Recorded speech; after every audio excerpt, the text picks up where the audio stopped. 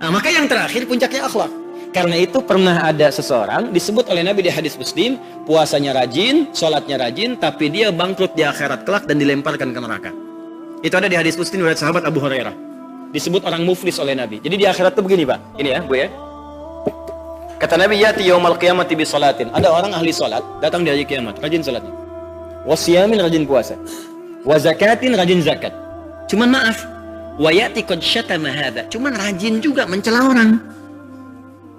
Nabi kalau sampaikan pasti terjadi. Ada orang ahli salat rajin mencela, akan ditemukan. Rajin puasa, rajin nyela. Rajin taklim, rajin berselisih, ada. Ya, hati-hati. Rajin haji, ada. Tapi sayang, maaf. Wa daraba hada, senang berkelahi. Puncaknya wasafa kadama hada, ada yang menumpahkan darah dan menyebut nama Allah di dalamnya. Sekarang kebukti. Orang serang tembak orang lain, Allahu Akbar. Bom orang lain, Allahu Akbar. Dengan konteks yang salah. Kebuktian.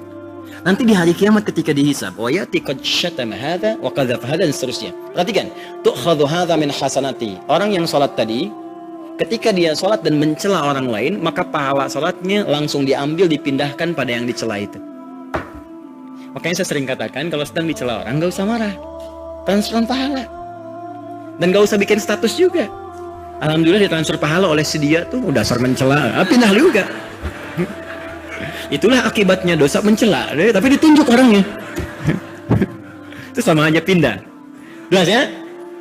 Nah, ketika diambil ini, pahala sholat, pahala haji, pahala puasa, tiba-tiba masih ada di sini keburukan belum selesai.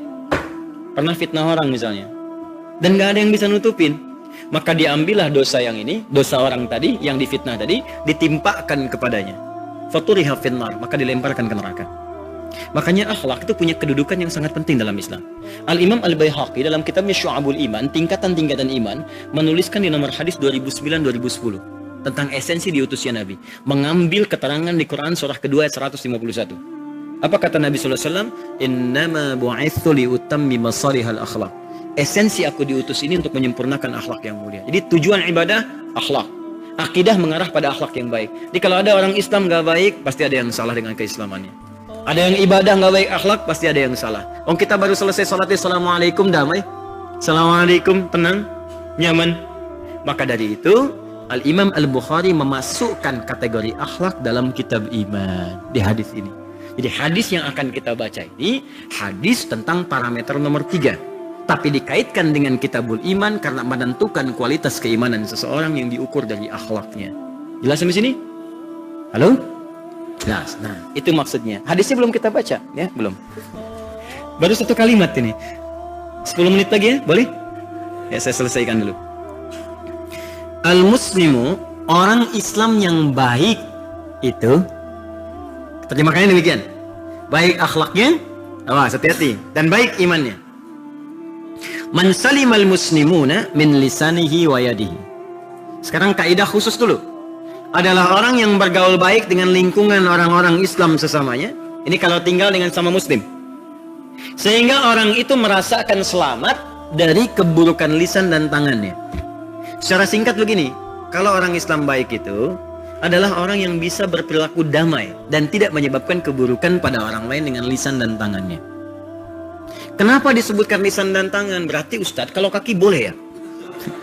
Saya kesel sama dia, lisan jangan bicara, tangan jangan bergerak, tapi tendang sama kakinya. Karena nggak ada di hadis. Cara bacanya bukan begitu. Ya, pengertiannya bukan seperti itu. Ini disebutkan dengan kalimat zikrul ba'di yuradu bihil kullu.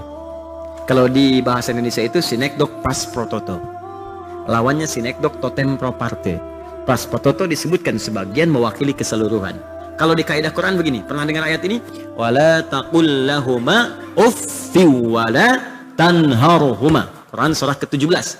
Ya, Anda baca dari ayat 23 sampai 27. Paling kiri dari tengah sampai dengan ke bawah. Ketika diminta berbuat baik pada orang tua, kata Al-Quran, jangan sekali-kali kamu berkata ah pada orang tua. Jangan salah baca. Oh, kalau ah nggak boleh. Kalau marah berarti boleh. Ya. Nah, belikan ini ke mama ya, ke pasar. Ah, mama nggak boleh. Ya, jangan salah menyimpulkan. Yang nggak boleh, ah kalau marah boleh. Kenapa begini? Kenapa begitu? Kan tidak disebutkan dalam Al-Quran. Bukan begitu cara bacanya. Ah saja tidak boleh, apalagi yang lain. Kenapa di sini disebutkan lisan dan tangan? Karena kebanyakan orang itu berbuat buruk dengan lisan, kalau enggak tangan, Pak. Jarang orang berbuat buruk pakai kaki. Coba kalau berselisih pertama kali dengan lisannya kan? Silakan cek. Orang nggak senang dengan orang, pertama kali lisan. Kalaupun orang yang nggak ada, dibicarakan di belakang, karena lisannya tajam, Pak. Orangnya nggak ada dengan kita, dibicarakan dengan lisan kita. Saya enggak kok Pak Ustadz. Bagus. Nggak seperti ibu itu tuh Pak. Kalau ada masalah dia mau sama. Itu lisan namanya. Ya. Tangan sekarang, dulu tangan tuh cuma bisa fisik, mukul begini. Sekarang lisannya nggak bicara, tangannya bikin status. Ya, dia tidak seperti yang aku kira. Tulis. Kenapa Jong? Enggak, biasa saja. Tulis tuh. Tungguin, bikin status pagi jam 5, ditungguin sampai sore. Baca ada komen nggak? Pantau. Tuh, respon sudah mulai datang. Itu sekarang terjadi. Makanya kata Nabi, kalau ada orang yang mengaku muslim tapi lisannya masih belum baik, gibah dinikmati bahkan jadi acara, ya tulis yang nggak bagus, hoax tuh. Demi Allah saya katakan, satu hadis ini diamalkan, hoax selesai. Satu hadis ini diamalkan, pembunuhan, pencurian, mabuk, zina, selingkuh, hilang semua. Orang mau mencuri kebanyakan dengan tangan. Silakan cek. Jadi kalau satu hadis diamalkan, orang Islam aja selesai. Kriminalitas sudah selesai. Damai hidup. Maka boleh jadi sekarang ini yang kurang kita praktekkan. Makanya pengajian jangan dihambat. Jangan dilarang orang ngaji. Tapi diarahkan mengaji yang benar. Dan kita pun kalau ngaji sekarang harus serius, cari yang benar. Kenapa cuma datang untuk ketawa pulang lagi? Apa yang didapat? Belajar yang benar, supaya bisa diamalkan dengan benar. Jadi kalau seperti itu insya Allah kalimat radikal itu nggak akan muncul. Ya, insya Allah semua baik-baik. Radikal pun salah sebetulnya, kata-kata yang keliru. Radikal itu dari kata radix, artinya akar. Sesuatu yang mengakar, radikal sesuatu yang mengakar. Jadi kalau orang itu belajar Islam yang mengakar dengan benar, belajarnya paham, nggak akan muncul kekerasan. Yang benar itu ekstrim, keras itu ekstrim namanya. Karena radikal itu salah kata itu. Makanya ada kopi radix yang diracik dari akarnya. Itu asalnya. Saya mengajarkan sesuatu yang keilmuan ya, ranahnya keilmuan. Makanya kalimat-kalimat sekarang, isu-isu yang dibangun itu kita jawab dengan akhlak. Jangan dengan argumentasi capek. Ini argumen begini, komen begini, balas. Ya sama-sama radikal juga. Radikal ekonomi, banyaknya korupsi. Ya, radikal di bidang ini, radikal di bidang itu, di agama. Kita tunjukkan dengan cara yang benar. Radikal katanya ini agama, jawab. Ini kita lembut, ini berlaku begini dan seterusnya. Itu yang perlu dijawab dengan akhlak sekarang. Jelas ya? Dan jangan banyak berdebat, sudah. Menghabiskan energi dan sebagainya. Saya tidak mengajarkan mencela orang lain. Sekalipun orang itu mencela kita. Termasuk kalau ada yang mencela saya, jangan dibalas. Saya nggak marah, kenapa Anda marah? Kita doakan dengan baik. Jelas ya? Baik, kalau ada ustadz ini, ustadz radikal ya nggak apa-apa. Saya dikasih gelar dari Universitas Amerika, International Passion University, ngasih gelar ke saya, Dr. Honoris Causa di bidang dakwah moderat. Di Amerika memberikan gelar ke saya sebagai dai moderat. Anda nyebut saya radikal, Anda kurang minum susu. Tapi kan tidak harus berdebat, kita jawab dengan akhlak, dengan mulia. Jelas ya? Baik. Ya, jangan rame-rame lah. Oke, teruskan. Fokus baik-baik. Ini kalimat pertama. Jadi jaga lisan. Tolong perhatikan ya, sebulan lagi kita ketemu. Saya harapkan keluarkan oleh kita. Ya, keluarkan oleh kita kalimat hadis ini. Jadi mulai sekarang tahan lisan. Bawa ke rumah tangga. Suami istri sedang ada, maaf ya, perbedaan pendapat. Tahan lisan. Jangan mencela. Awas hati-hati. Jangan dibicarakan di belakang. Ibu pengajian, awas hati-hati. Kelemahan perempuan itu banyak di lisannya. Laki-laki banyak di matanya. Awas hati-hati. Perempuan 2 di lisan dan di telinga. Ya hati-hati ibu ya, kalau nerima telepon dari orang nggak dikenal, udah batasi aja. Lisan kalau bicara dengan teman-teman tuh ada di Quran surah 4 ayat 34. Sekalipun ibu kumpul-kumpul jangan sampai berbicara pada sesuatu yang nggak harus dibicarakan. Apa diantara contohnya? Perempuan istri solihah tidak akan mengungkit tentang suaminya ketika tidak sedang bersamanya. Kecuali kalau ada konsultasi dengan orang yang thiqah dipercaya. Kalau tidak jangan bicara. Memang judulnya pengajian tapi kadang-kadang nggak tertahan. Jang apa kabar? Baik, alhamdulillah. Sehat? Sehat. Keluarga baik. Suami gimana? Di situ masalahnya.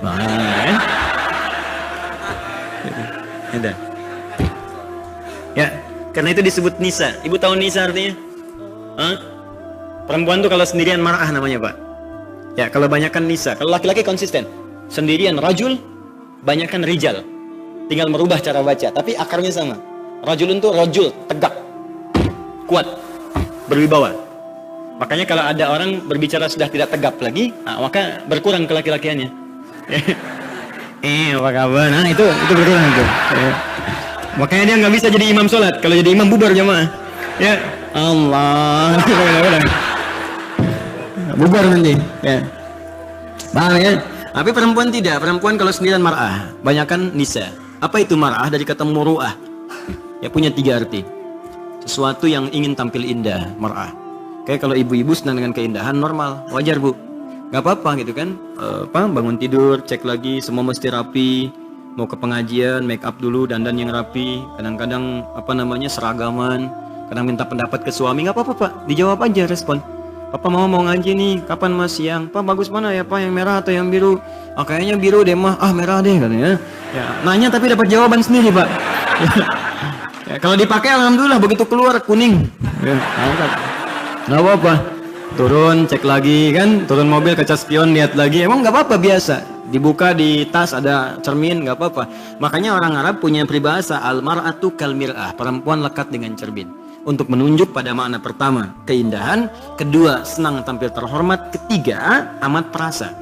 Kalau di psikologi ada IF namanya enfuhlung. Ya seperti mir'ah, seperti cermin nilai rasanya. Bapak tahu cermin ya? Ya cermin tuh kalau kita pecahkan bisa nggak disusun lagi? Bisa bu, jangan salah. Bisa disusun lagi, cuman tak mampu memantulkan bayangan yang sempurna.